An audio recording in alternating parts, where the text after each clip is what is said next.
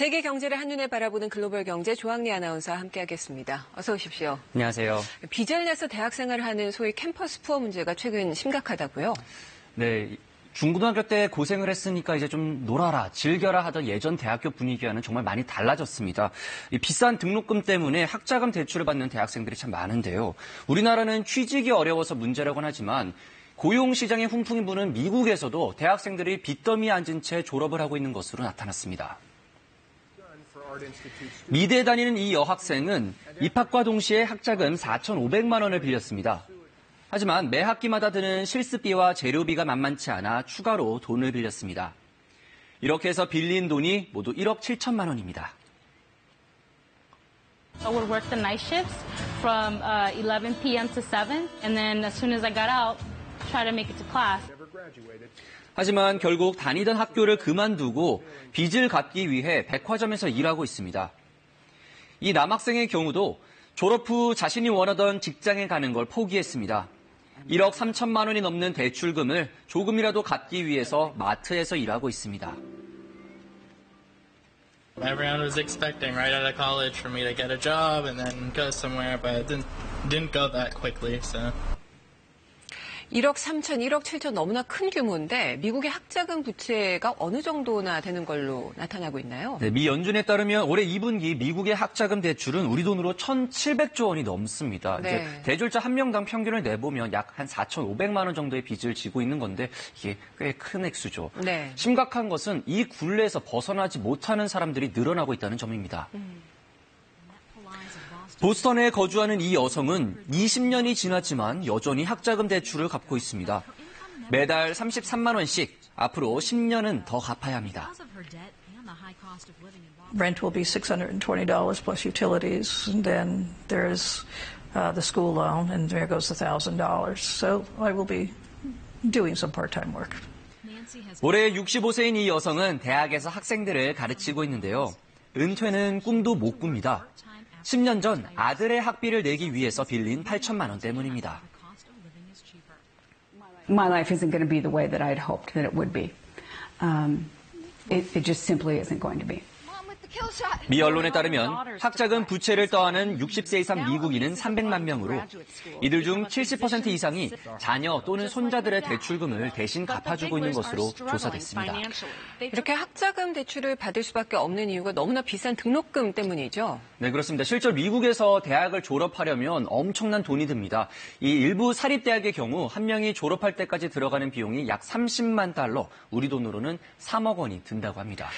다른 나라는 좀 다르지 않은가요? 유럽에서는 등록금을 내지 않는 곳도 있기 때문에 이 지역 학생들은 좀 주머니 사정이 나을 것 같은데요. 네, 특히 프랑스와 독일 같은 경우는 학생 회비 등으로 학기당 2, 30만 원만 내면 됩니다. 하지만 이제 프랑스의 경우 내년 9월부터는 비유럽 학생들에게는 더 이상 학비를 지원하지 않겠다고도 하고 네. 또 최근 몇 년 사이에 물가가 가파르게 상승하면서 생활비 부담이 커지고 있습니다.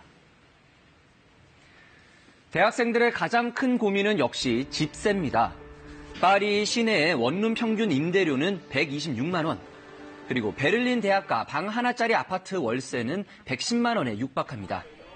여기에 식비, 교통비 등 필수 지출 항목들 가격이 덩달아 오르면서 학생들의 생활은 더 팍팍해졌습니다. So the result is that the net price, the amount that the families actually pay out of their pocket, is rising, and it's rising fairly rapidly. 독일의 경우 생활비를 벌기 위해서 학업과 일을 병행하는 학생들이 늘어나고 있는데요. 현지 매체에 따르면 10명 중 7명꼴로 아르바이트를 하고 있는 것으로 조사됐습니다. 학생들이 이렇게 빚더미에 앉으면서까지 졸업장을 따려는 이유는 아무래도 어떤 직업을 구하느냐, 또 얼마를 벌게 되느냐에 달려 있는 거겠죠. 네, 또 반드시 그런 건 아니지만 일반적으로 이제 취직 후 보수가 달라집니다. 미국의 경우 이 학위 소지자의 평균 연봉은 약 7,400만 원이고요. 네. 고등학교 졸업자의 평균 연봉은 옆에 있는 4천만 원 정도입니다. 이 고졸과 대졸 취업자 간에 받는 이 액수가 월로 따지면 270만 원 정도나 차이가 납니다. 근데 이 학비나 생활비 때문에 이 민간 대출업체를 이용하는 경우도 있을 것 같은데 상황이 어떻습니까? 네, 미 경제매체 CNBC는 매년 140만 명의 대학생들이 개인 대출기관에서 돈을 빌리고 있다고 전했습니다. 이 높은 이자율의 부채 상황에 어려움을 겪고 있고 또 여러 가지 문제에 직면하고 있습니다. the private student loan vendors were calling my mom, harassing her, wanting her to pay the balance in full. The whole thing? The whole balance. And they were not in arrears at all. 중국에서는 온라인 대출 중개 P2P 대출이 기승을 부리고 있습니다. 대학생들은 학생증만 있으면 돈을 빌릴 수 있는데요. 법정 이자율을 넘어 수백 %대의 고금리를 받는 모두 불법 대부 업체들입니다. 이들은 특히 학생들에게 신체 포기나 성매매 각서를 쓰도록 강요하는 것으로 드러났습니다. 放给出借人，就如果一旦你不这个钱还给的时候，他会拿这个裸照在校园、在网上进行宣扬、宣称，从而呢胁迫你主动的去还款。 빚 독촉을 견디다 못해 스스로 목숨을 끊는 사례도 속출하고 있는데요. 중국 정부가 관리 감독에 나서고 있지만 오히려 관련 시장은 더 커지고 있습니다. 현지 매체들은 중국의 온라인 P2P 대출 규모가 내년을 전후로 3조 7천억 위안, 우리 돈으로는 600조 원을 돌파할 것으로 내다봤습니다.